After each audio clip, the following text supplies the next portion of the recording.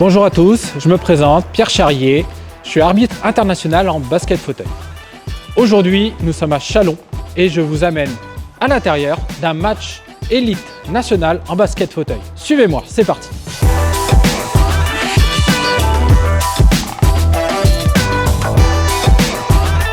Aujourd'hui, pour devenir arbitre en handisport, il faut suivre une formation Les Indispensables. Les Indispensables permet de découvrir la fédération, le fonctionnement de la fédération, les différents handicaps au sein de notre fédération. On peut suivre une formation théorique, une formation pratique qui permet d'obtenir le statut d'arbitre en handisport. Sur les différentes formations, on peut venir d'une fédération homologue telle que le basket, où on peut suivre une formation et ainsi devenir arbitre en handisport, spécifiquement basket fauteuil.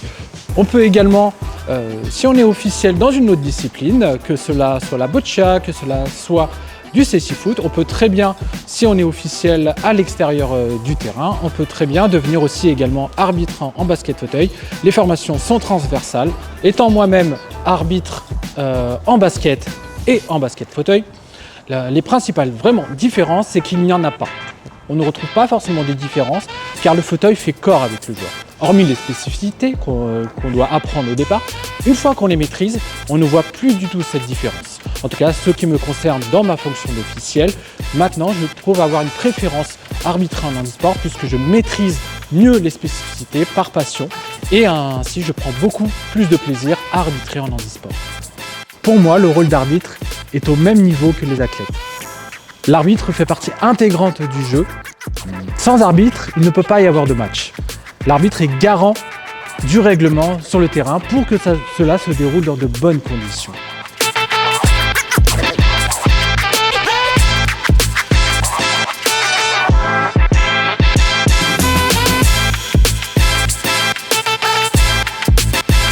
Allez, bon match. Mais ils l'ont retrouvé à Marseille. Oui, ils l'ont retrouvé. Bon match. Bon match.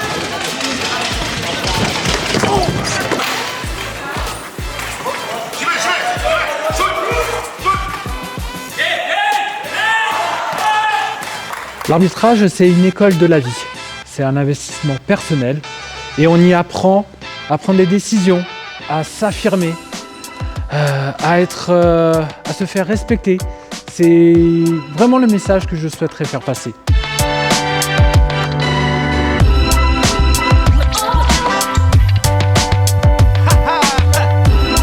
Si je devais lancer un appel, donner un sifflet à une personne, il ou elle apprendra à dire non, à dire stop et à prendre sa place dans la société.